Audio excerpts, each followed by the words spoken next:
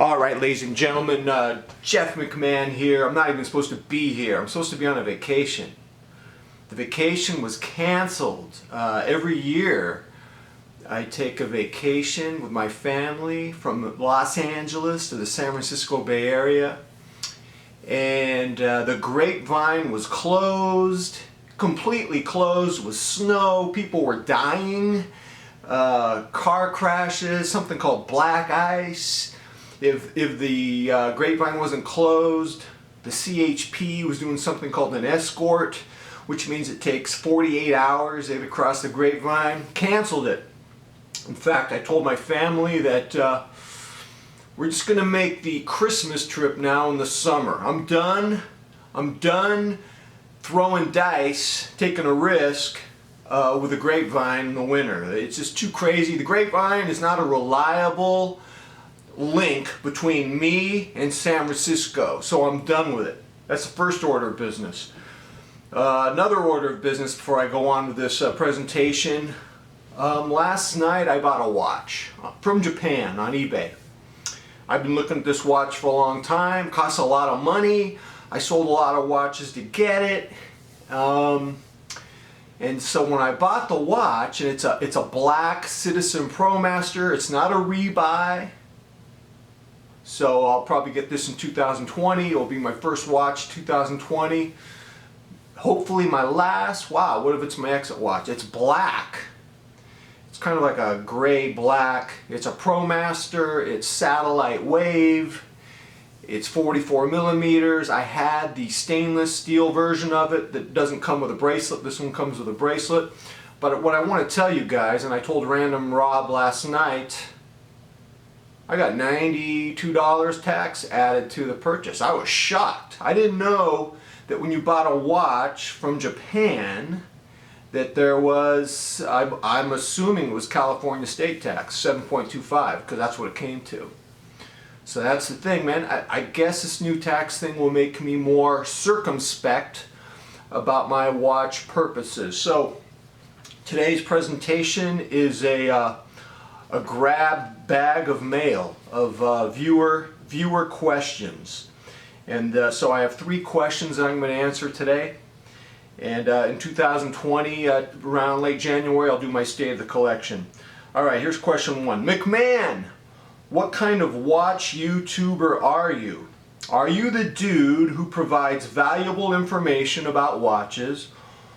Or are you the YouTuber dude who is spreading the consumer disease of discontent and consumer addiction by providing viewers with a steady supply of eye candy? It's a great question. I struggle with this question all the time. And I don't think there's a clear line between being a provider of useful information and being an enabler of addiction. What happens is, I think a lot of us, and I hope myself included, we have good intentions. And by the way, I'm not a YouTuber, cultural promotion influencer. I don't want you to buy anything. I don't have products for you to buy. It's not my, I'm not a salesman, man. It's not my scene. So I'm one of those YouTuber dudes who just really likes watches, and I had good intentions. I wanted to share my passion, give you information, but I think the line between being the information guy and the addiction guy, I think the line gets blurred, because what happens is we exist in a social media ecosystem, and the social media ecosystem has algorithms that reward us based on outrage and consumer addiction. If you're not engaged in outrage or consumer addiction, the algorithms are not kind to you. So what happens to people like me, we're not rewarded when we do something that goes off that algorithm. So if I do a piano piece for my other YouTube channel, you know, I'll get like 12 viewers. It's just some dude playing the piano doesn't excite the algorithm. I get it. And so I think I've had people say on my channel and other channels, what I hate about these YouTube watch channels is that they breed discontent and they feed my addiction and they make me unhappy. And honestly, I struggle with that morally. I do. I really struggle with that morally. So I don't think the line is clear between what type of YouTuber I am. I think it's a little bit of both. All right, question number 2. McMahon, you're an obsessive dude. Are watches your number one obsession? That's an easy answer. The answer is no, absolutely not. Let me give you my my obsessions. My number one obsession is the conflict that I go through between morality and convenience.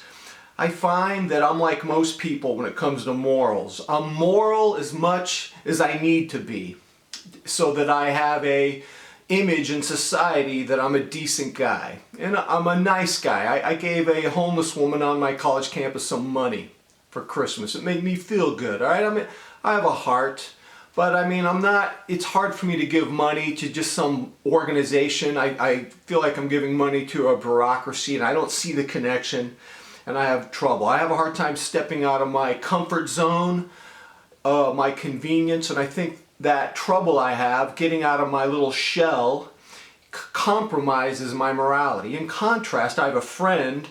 I've known her for a long time. I'm 58 years old. She's 55. 13 years ago, she adopted a foster child. And it's been a big challenge for her. I can't even go into it. And just 6 months ago, she adopted a 5-year-old foster child.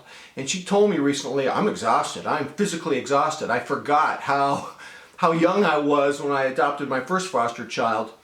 And I would never do that. I could barely take care of myself and my kids and my family. Wow, man. So, but I am obsessed with the philosophical question of morality. That's my first obsession.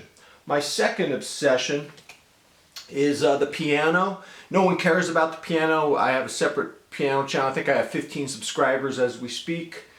My third obsession is not watches, it's kettlebell training and general fitness. I'm obsessed with kettlebells.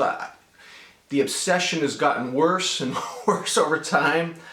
I remember I was an Olympic weightlifter in 1974. Then I went to bodybuilding in 77 after seeing Pumping Iron, and then I just stayed in shape for a while. 2005 did power yoga, about 2010 kettlebells, and now the kettlebells are crazy. Pavel Tsatsouline, the Russian kettlebell guru. I read about his stuff, I watch his YouTube videos. That's a big obsession. My fourth obsession is food. Even though I try to eat right, I will look on an online pizza menu for my cheat meal coming up next month. It's disgusting, but I'm obsessed with food. Number 5 is watches.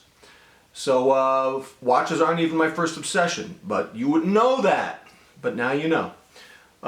Third question. Ooh, I think this might have been somewhat as a joke. This came up about a month ago.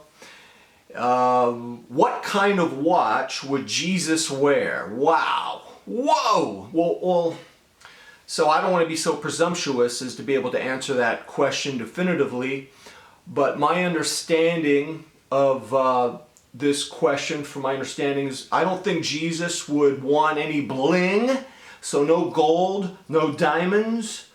I don't think Jesus would engage in macho virtue signaling, so I don't think he would have oversized watches. Jesus talks about where your treasure is, your heart is also. I don't think he wants us to engage in idolatry. He probably wants us to be able to give 10% of our income to our church, give more money to the poor. Funny enough, the atheist philosopher Peter Singer is on the same page as Jesus. In fact, Peter Singer might take it a step further. He says you can't have any luxury. All your money should go to the poor, or else you're responsible for starving the poor.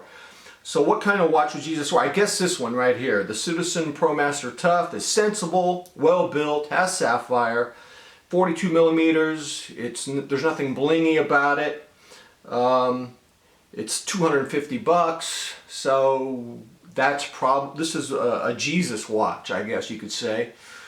Funny enough, this is my least favorite watch in my collection, but I'm probably going to keep it for a couple of reasons. One, couldn't get any money for it. Wouldn't be worth the hassle of selling. Number two, it's a beater watch. This is the watch I want to wear when I go in the pool or go to the beach or whatever. I mean, if I have an issue, you know, a little scuff situation, this is less heartbreaking. Honestly, my other watches, I would be OCD about any issues with those. So yeah, I think it's important for you to have one. Based on your comments, you guys are G-Shock guys when it comes to that. Totally get it. I don't know how to use G-Shocks. I have a master's degree in English. I can do pretty good math stuff. Don't know how to operate the G-Shocks. I've heard the atomic ones, they're, you know, the Bluetooth ones are easier to use. But then by the time you start spending money on that, it's not even a beater situation. Oh, yeah, so ladies and gentlemen, that's it. Next video, I guess I'm going to have to wait. It's going to take a while for this Black Citizen ProMaster CC3067. I can't remember what comes after that. Maybe 88E, something like that. All right, ladies and gentlemen, tell me what you think. Until next time, I'm out.